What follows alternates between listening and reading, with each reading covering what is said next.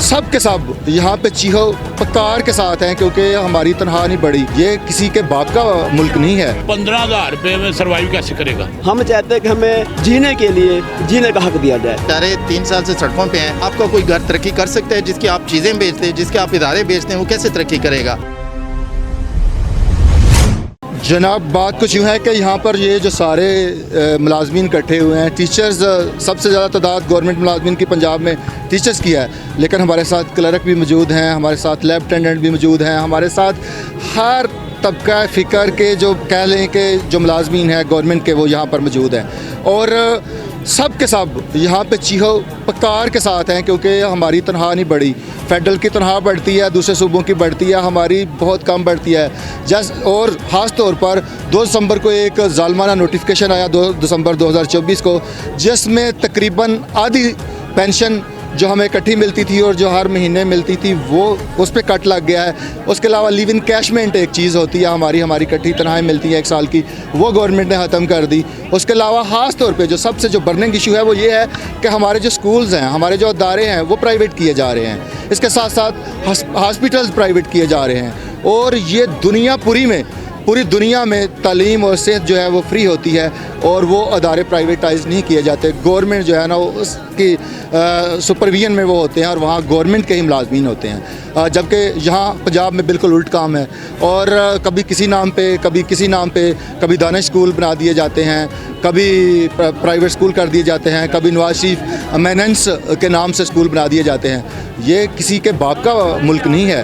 ये पाकिस्तान हर शहरी का मुल्क है जो भी पाकिस्तान में बसता है। इसलिए ये गवर्नमेंट के जो इदारे जिस नाम से, उस नाम से होने चाहिए। किसी के नाम से ज़ाती जो एक बंदा जो पूरे पंजाब के इदारे जो है अपने नाम पे रख ले, ये क्या कानून है? दूसरी बात ये है कि डिस्पैरिटी अलाउंस नाम की एक चीज़ मुतारफ़ कराई गई है कुछ सालों से, वो वफाक के लोगों को दी गई। दूसरे सूबों ने भी, उन्होंने 30% दी, किसी ने 20 दी, किसी ने 15 दी, लेकिन पूरा साल हम एहतजाज करते रहे हैं, धरने देते रहे हैं, किसी के सर पे जूं तक नहीं रेंगी, 1% भी नहीं दिया। इसी तरह अब उन्होंने 15% बढ़ाया, 7% बढ़ाया और स्केल जम किए हैं, मतलब स्केलों में वो जमा किए हैं पिछले 2 सालों के। लेकिन पंजाब सिर्फ़ और सिर्फ 7% हमारी जो तनख्वाह है वो बढ़ा रहा है और 3% जो पेंशनर्स की बढ़ा रहा है। ये बिल्कुल वो एक मिसाल है कि पंजाबी की गंजी तो दी की चौड़े दी की। ठीक है, क्या करेंगे? 3% को लेके अगर एक बंदे की 10,000 या 8,000 पेंशन है तो उसका क्या बढ़ेगा? ठीक है, कुछ भी नहीं है। चंद 100 में 300 रुपया बढ़ेगा, किसी का 400 रुपया बढ़ेगा, तो वो क्या करेगा? 300-400 का क्या आता है? वो तो एक मेहमान आ जाए तो बंदा उसको कोल्ड ड्रिंक नहीं पिला सकता। आप बताइए, आप क्या कहना चाहते हैं? मैं ये कहना चाहता हूँ कि देखिए, ये हमारी हुकूमत जो है ना, तमाम सब कुछ जो है ना प्राइवेट कर रही है। BHU बुनियादी बेसिक हेल्थ सी यूनिट प्राइवेट कर दिए, स्कूल जो है ना वो प्राइवेट कर दिए, तो इतना नुकसान हो रहा है।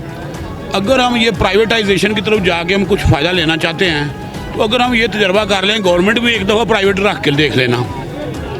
उनका ख्याल है ना कि 15,000 वाला टीचर जो है ना, हमारा वज़ीर तालीम का, तो 15,000 वाला टीचर जो है ना अच्छा पढ़ाता है। अब कोई बेवकूफ़ है कि एक बच्चे को लाखों रुपया लगा के BS करवाए, BEd करवाए, फिर 15,000 रुपये में सर्वाइव कैसे करेगा?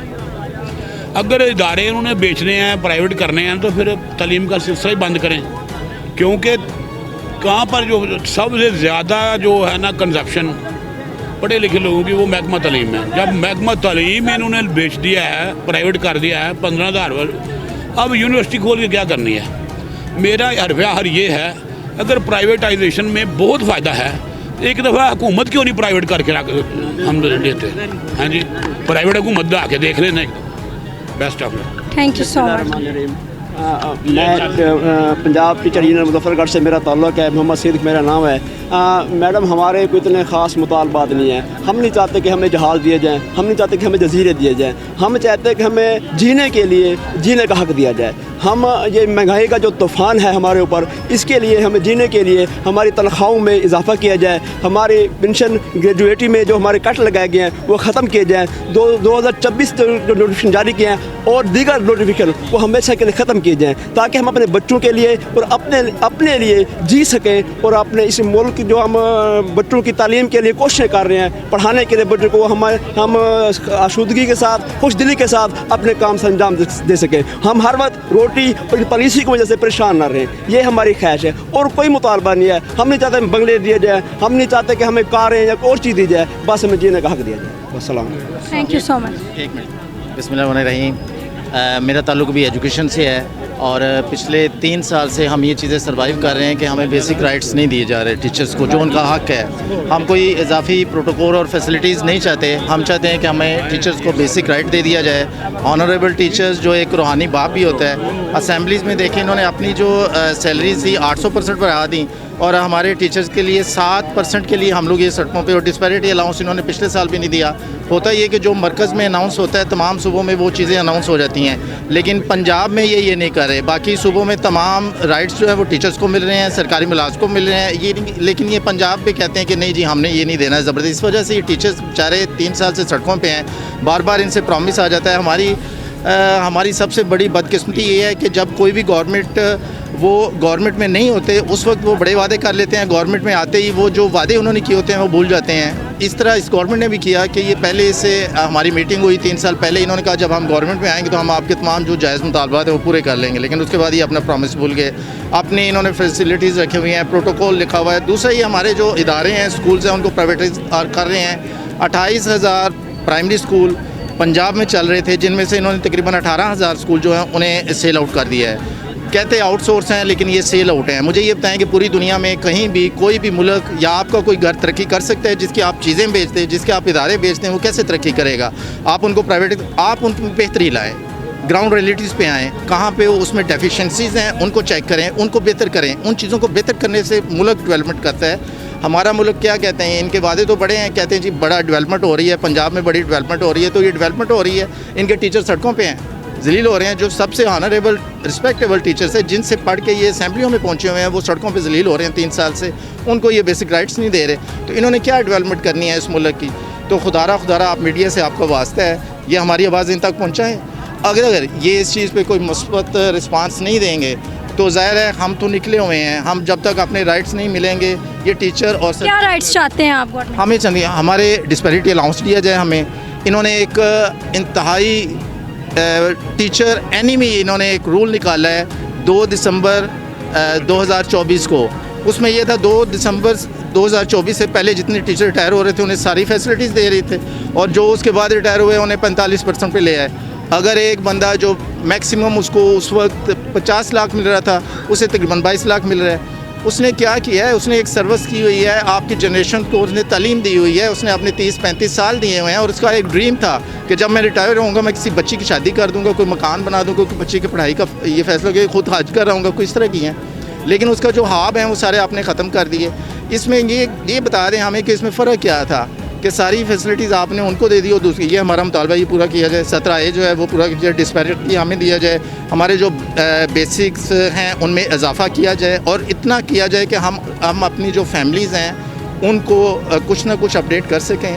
अगर इनकी 800% तनख्वाहों से गुजारा नहीं हो रहा है तो हमारे 7% से कैसे गुजारा होगा? हम भी इसी मुल्क में, इसी महंगाई में, इसी इन्फ्लेशन में रह रहे हैं, हमारा कैसे गुजारा होगा? जहाँ पे इतने बिल्स होते हैं, आप तो सारी चीज़ें जानती हैं।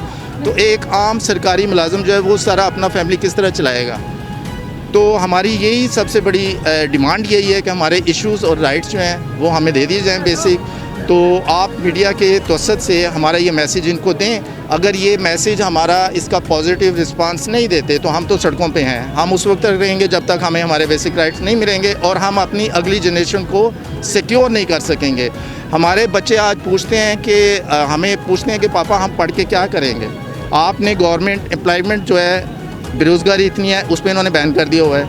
यानी कि 2018-19 के बाद कोई सरकारी मुलाजिम नहीं है, और नोटिफिकेशन 4 महीने पहले आ गया है कि आइंदा से हमने कॉन्ट्रैक्ट पे रखने हैं, परमानेंट जॉब नहीं मिलेगी। यानी ये जो हम लोग टीचर्स हैं ये लास्ट परमानेंट जॉब करने वाले टीचर्स हैं। जब एक आप उसको कोई सेफ्टी नहीं दे रहे, तहफ़्फ़ुज़ नहीं दे रहे, कॉन्ट्रैक्ट पे रखने हैं, STI रखने हैं, और जितना आपके सुथरा पंजाब वाले जो अनपढ़ हैं 40,000 वो सैलरी ले रहे हैं, और हमारे जो STI, मेरे पास एक टीचर है वो सिविल इंजीनियर है, उसकी 35,000 उसको दे रहे हैं, और सुथरा पंजाब को 40,000 दे रहे हैं। ये हमारी एजुकेशन का हाल है। तो कम से कम ये बैठ के देखें, बड़े पढ़े लिखे होंगे, पढ़ के तो टीचरों से आए हैं, तो इसे ठंडे दिमाग से सोचें कि हम पाकिस्तान को और पंजाब को लेके जा रहे हैं। बहुत शुक्रिया, thank you. Thank you so much.